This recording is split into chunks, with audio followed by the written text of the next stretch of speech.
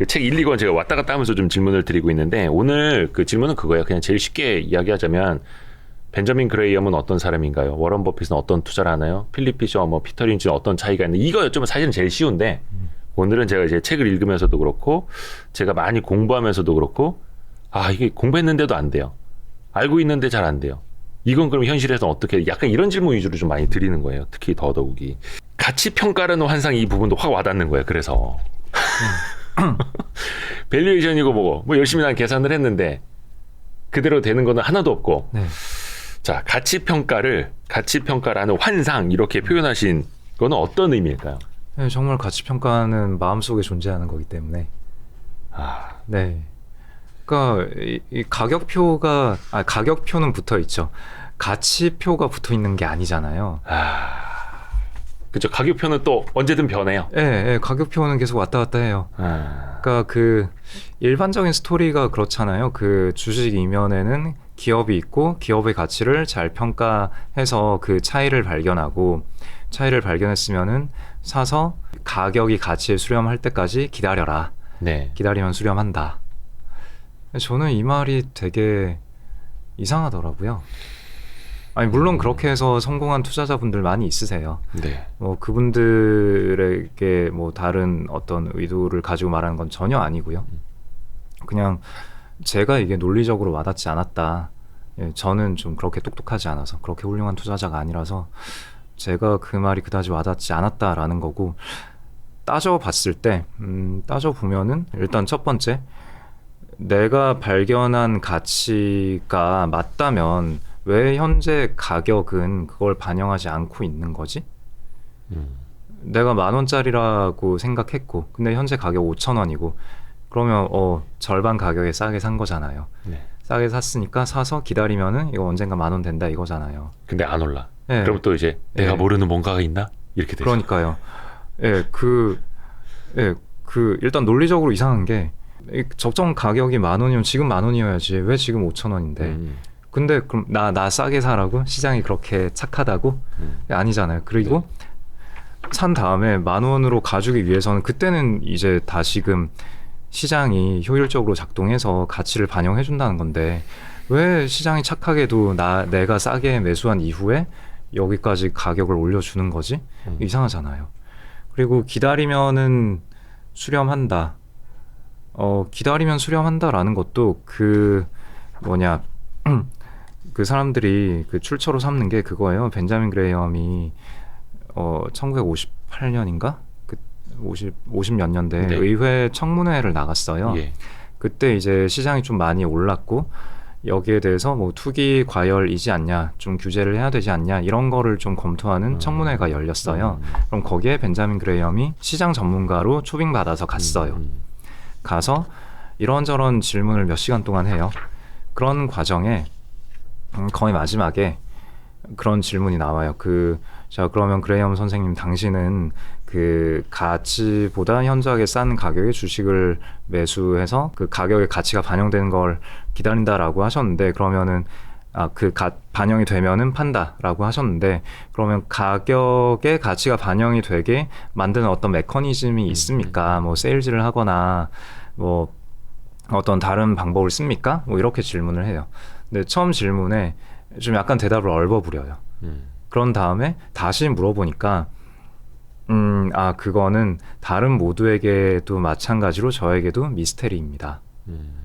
이 업계 최대의 미스테리입니다. 그렇게 얘기를 하거든요. 그냥 근데 기다리면 오른다라는 거는 뭐 검증이 됐습니다. 라고 얘기를 한단 말이에요. 그러니까 제 생각에는 이거를 우리가 사고 체계의 핵심 포인트로 삼기에는 좀 굉장히 빈약하다라는 생각이 저는 들고요. 그러니까 벤자민 그레이엄이 훌륭한 사람인 건 맞아요. 네. 저도 이 책에서 많이 썼고 엄청 많은 업적을 이루셨는데 어쨌거나 그분이 청문회에 나가서 그런 발언을 했다라는 것만으로 장기적으로 가격은 가치에 수렴해 라고 하기에는 허점이 너무 많다는 거죠. 그러니까 장기적으로 언제 수렴하느냐. 수렴하려면은 지금은 30년 전 과거 대비해서 지금은 30년 후의 미래잖아요. 장기적인 네. 미래잖아요. 그럼 지금 다 수렴해 있어야죠. 안 수렴해 있잖아요. 그러니까 가격은 언제나 왔다 갔다 하거든요. 그러면은 제 생각에 그 청문회 발언은 약간 거기서 뭐 주가 조작이라던가 뭐 그런 의회 청문회이기 때문에 발언을 되게 조심해야 돼요. 그렇죠. 다 까딱 기록에 잘못 남고. 얘기하면은 좀 그런 식으로 얻어 걸릴 수가 있거든요.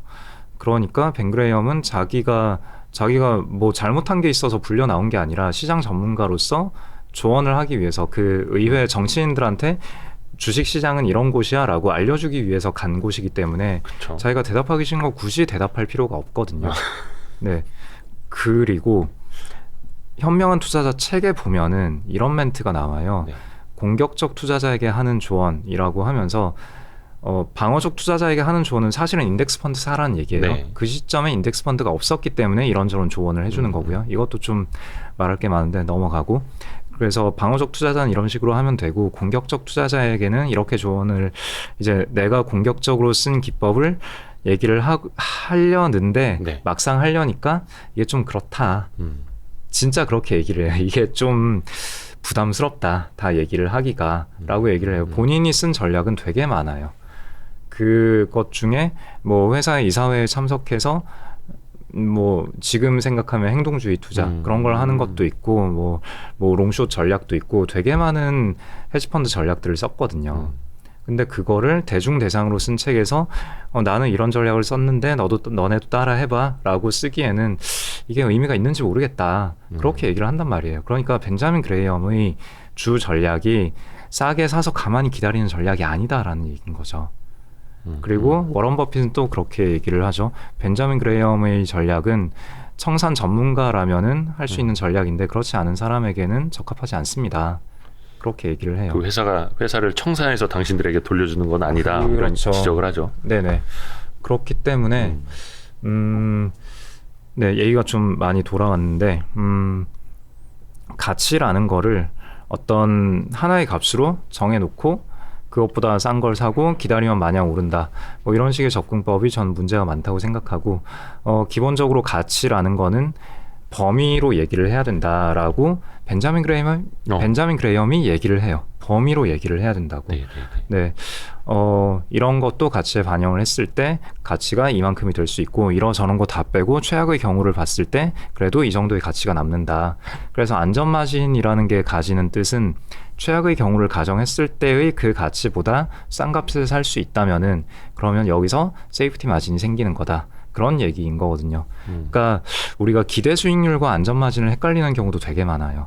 뭐 가치 평가했더니 뭐 여러 시나리오로 하더라도 그거 뭐 확률 가중 평균 해가지고 뭐 최종 결과값 타겟 프라이스 얼마 뭐 이렇게 계산할 수 있잖아요. 하나의 값으로 뽑아내는 건 뭐 그럴 수 있는데 아무튼 그렇게 뽑아낸 값이랑 현재 가격이랑 비교를 해가지고 뭐 기대 수익률 78% 그러면 안전 마진 78%다.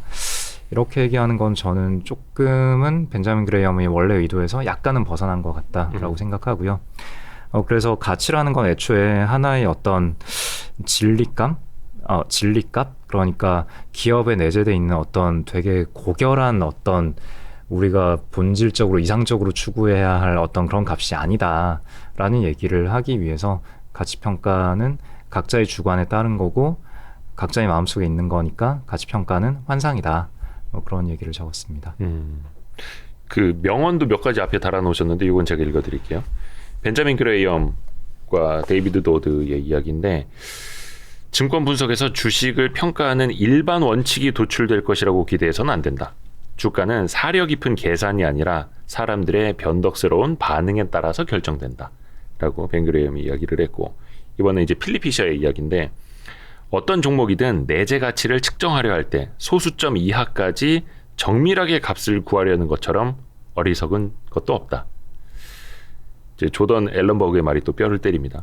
답을 그보다 더 정확하게 계산하는 것은 시간 낭비일 테고 더구나 계산해봐야 어차피 틀릴 것이다. 네.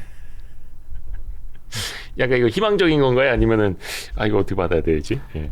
그러니까 두 가지를 얘기하고 싶었는데 한 가지는 아까 말씀드렸던 대로 어떤 정교한 하나의 진리값을 뽑아내기 위해서 가치평가를 하는 게 아니다. 라는 얘기고요. 그러면은 그렇다고 해서 가치평가가 필요 없는 행위냐라고 하면 저는 그것도 아니라고 생각하거든요. 네. 가치라는 거는 범위로 존재하는 거고 그러면은 그 범위에 대해서 내 스스로 어떤 아이디어를 가질 수 있어야 그 이후의 작업이 가능해요. 그러니까 가격이라는 건 결국은 사람들이 마음이 만들어내는 건데, 그럼 사람들이 뭐 아무 의미 없는 주식이라 하더라도 이걸 엄청 비싼 값에 사고 팔면은 그 가격이 되는 거잖아요. 엄청 좋은 회사라 하더라도 엄청 싼 가격에 사람들이 사고 팔면은 그냥 그게 가격이 되는 거고. 네. 그렇다면은 다른 사람들이 무슨 생각을 하고 있느냐, 이걸 파악하는 게 아마도 우리 투자 의사결정의 뭐 첫걸음은 아니겠지만 마지막에서 한 두세 걸음 정도 전에 있는 걸음이 되겠죠. 그러니까 다른 사람의 생각을 파악하는 게 아주 중요한 과정인데, 그 다른 사람의 생각을 파악하기 위해서는 이 사람들이 어떤 정보로 어떤 의사결정을 하는가, 거기에 대해서 내 나름의 어떤 추측을 할 수 있어야 될 거잖아요. 근데 그 수많은 다른 사람 중에는 기업 펀더멘탈을 보고 하는 사람도 있을 거고 펀더멘탈을 무시하면서 하는 사람도 있을 거잖아요. 네.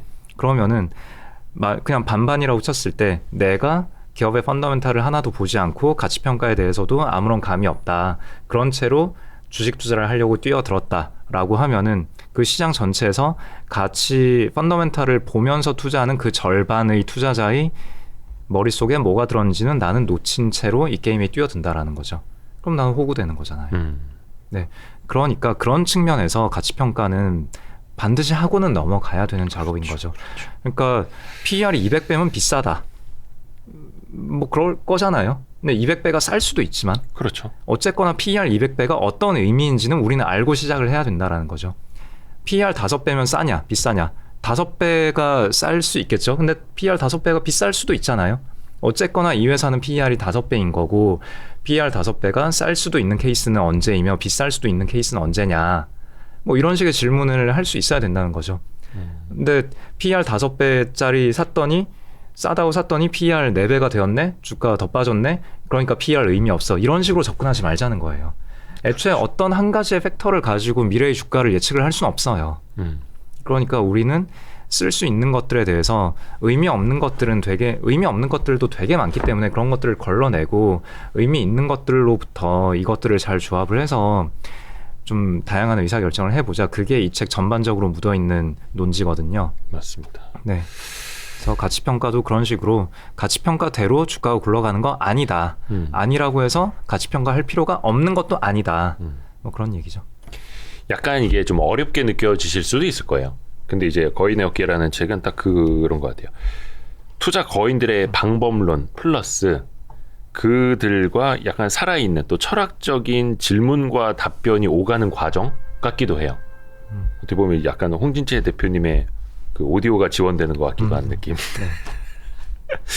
혹시 이제 마무리를 좀 해야 될 텐데 네. 끝내기 전에 네. 홍 대표님께서 조금 이렇게 당부하시거나 꼭 네. 하고 싶으신 이야기 있다면 마지막으로 좀 들어볼까요? 주식 굳이 빡세게 또 그 외에 뒤에 네. 있다. 또 다시 여기서 그만두셔도 됩니다. 네. 그러니까 그 사실 3권에 쓸 얘기 되게 많거든요. 3권이 진짜 그 네. 사파스러운 아주 흥미로운 얘기가 될 건데 네네네. 과연 쓸 수 있을지 모르겠고, 그러니까 3권은 그런 그 잡기술에 대한 얘기예요.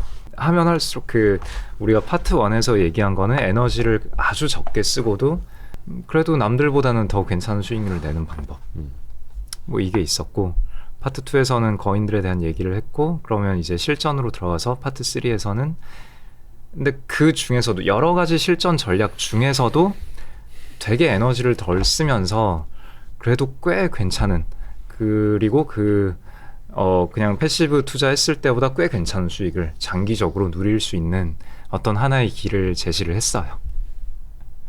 이 정도면 된 거 아니에요?